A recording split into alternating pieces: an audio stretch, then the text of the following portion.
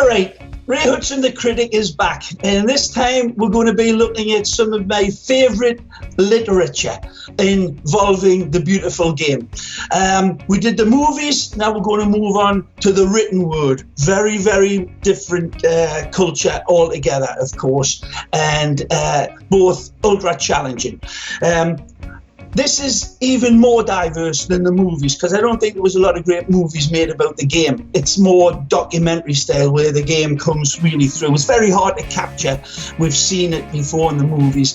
That it doesn't quite get the game, but in the written word, it does, and it's in a different dimension. So these are some of my personal favourites. I'm going to start with three that didn't get on the final five list, but deserve to be, and one or two others like Sid Lowe's Fear and Loathing in La Liga, that didn't make it. Brilliant Orange by David Winner, that didn't make it. I read them back to front all the time, and there's so many other great books. Another one was called The Norway Men.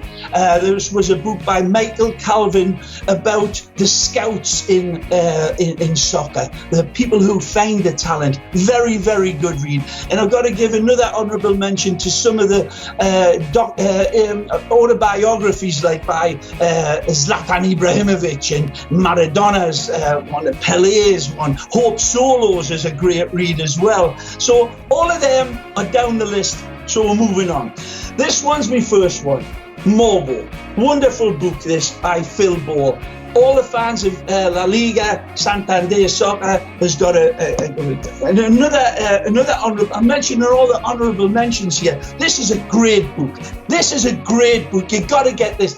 Finding the Game. This is by a lady called Gwendolyn Oxenham. This is a great read. She travels the world with her boyfriend, the college graduates, and they go to the pickup games. They don't go to the Bernabeu. They don't go to Old Trafford. They go to all over Iran, Iraq, Australia, Africa, South America. It's an unbelievable book. I've got to promote that one. This one as well, one of my favourites, Hugh McIlvanney. What a writer he was.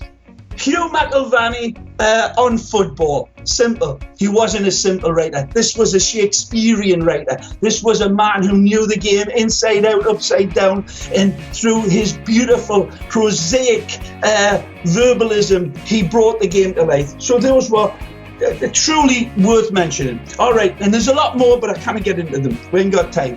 This one is number 5 for me. Provided You Don't Kiss Me, 20 years with Brian Clough.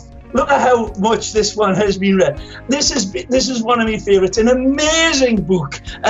All the good and the bad about Brian Clough. The demons he lived with.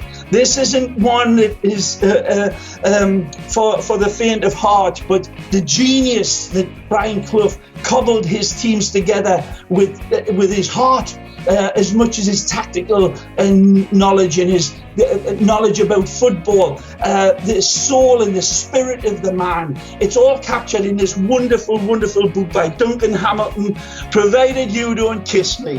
I love the title. I'd buy it for the title. Next one. This one by Jordi Punti, Messi. This is a wonderful book capturing the great Lionel, and it's an homage to him. Of course, the greatest footballer, in my opinion, that I've ever seen. This is a great book, Messi, and I'm mentioned a few times in it as well, so that makes it doubly. Buy this if you love Messi. Buy it if you're a hater. Buy it for me, because it's I'm mentioned in there a lot of times. All right, this one is a classic, Soccer in the Sun and Shadow. It's actually called Football in the Sun and Shadow by Eduardo Galeano. Now, this book came out, and is it still a classic? You've got to get this. And he fragments it into so many departments, but this man was a poet, Galeano, and this one, hey, I could get buried with this and I'd be a happy man. Phenomenal book. For number 2, this one takes me back to years and years ago. Eamon Dunphy, wonderful, wonderful Irishman. Only a Game.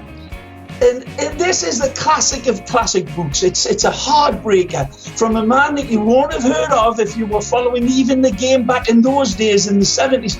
When this was written, it was a shock. And there has never been a better book written by anybody that transforms the game, the heartbreak, the ambitions, the realities of it, all about the backroom staff, all about the different players he plays with. He brings it all to life. He's a great Irish commentator now on television, very controversial nowadays. He started it off with this. This was the Big Bang. This was a phenomenal book. Eamon Dunphy, loved that. And I still remember buying the first time when it came out in paperback, because I couldn't afford the hard. I don't know if it even came out in hardback, but it was, you couldn't put it down. You could not put it down. Magic, Dunphy. All right, number one.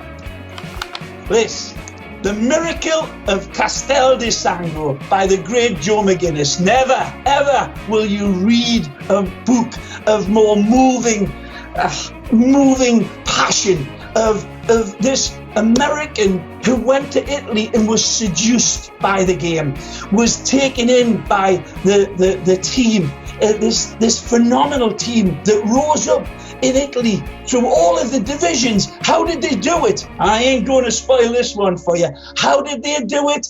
It was with all sorts of means and measures and all sorts of heartbreak. This is a tragic book.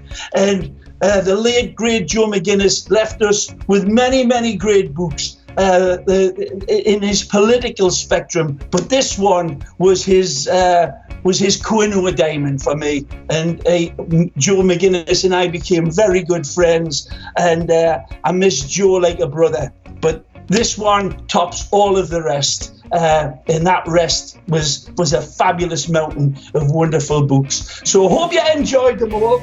And I'm sure you guys lasses have got all sorts of books that yourselves would like to. So let me know which ones, and let me know what you thought of my little pile here. And I'll look forward to reading them. And thanks again, and get reading. All right. Adios. Stay well. Stay safe. Adios, muchachos. I love ya.